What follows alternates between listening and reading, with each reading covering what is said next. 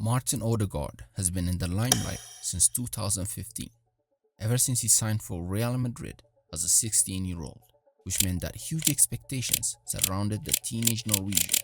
Likened to Messi and labeled a wonder kid, two distinct outcomes awaited Odegaard, at least in the eyes of the public.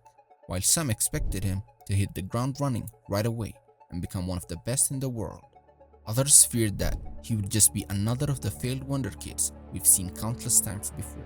But Odegaard's journey doesn't fall under either of those paths. Instead, he has steadily risen to where he is today. So, let's examine the steady rise of Martin Odegaard.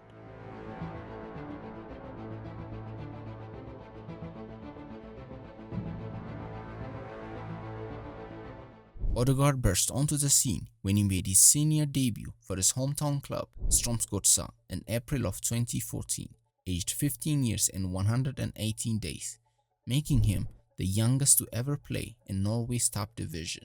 And then a few weeks later, he scored his first professional goal and became the youngest goal scorer in the history of Norway's top division. And in August of 2014, he made his senior national team debut for Norway, completing the full 90 in a goalless draw against the UAE, becoming the youngest ever to feature for Norway's senior team at 15 years and 253 days.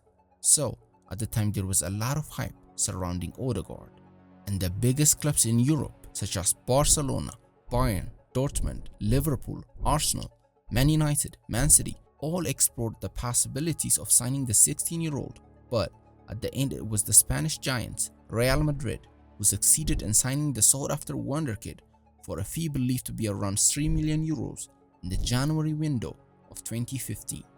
After his signature, Madrid announced that he will train with both the first team and the reserve team, and also that he will play for the reserve team, which was at the time managed by Zidane.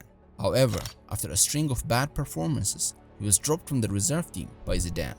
But Carlo Ancelotti called for fans to be patient with Odegaard, though he later said that he never asked for Odegaard and labeled the transfer as a PR stunt by Florentino Perez. Then in May of 2015, he made his debut for Real Madrid, coming on for the hat-trick hero Cristiano Ronaldo in a 7-3 win over Getafe. He became the youngest debutant in the history of Real Madrid at 16 years and 157 days. In the following season of 2015-16, Odegaard became a regular starter for the reserve team as they finished the season top of the table. And on November 30th, 2016, Odegaard made his full debut for Real Madrid almost 2 years after signing for the club. He played the full 90 in a Copa del Rey fixture against Cultura Leonesa. Shortly after that, he was loaned to the Dutch league to play for Heerenveen on an 18-month deal. Though his time at Heerenveen was nothing to scream about, only registering 7 goal involvements across a season and a half. More importantly, he racked up nearly 3,000 minutes under his belt, which majorly has helped his development.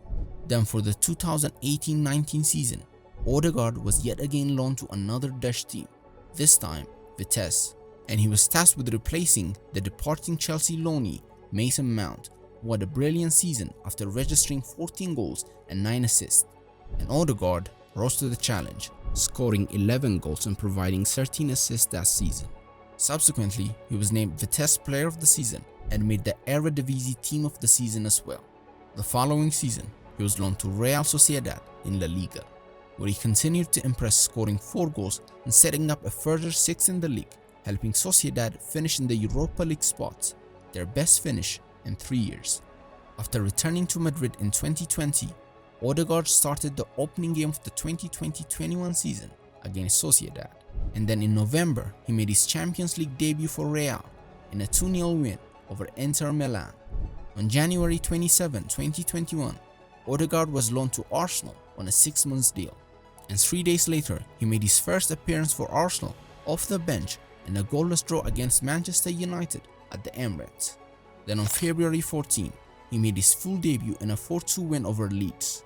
His first goal for the club came in a Europa League tie against Olympiacos, and 3 days later he scored his first Premier League goal in the North London derby at the Emirates, where Arsenal won the game 2-1.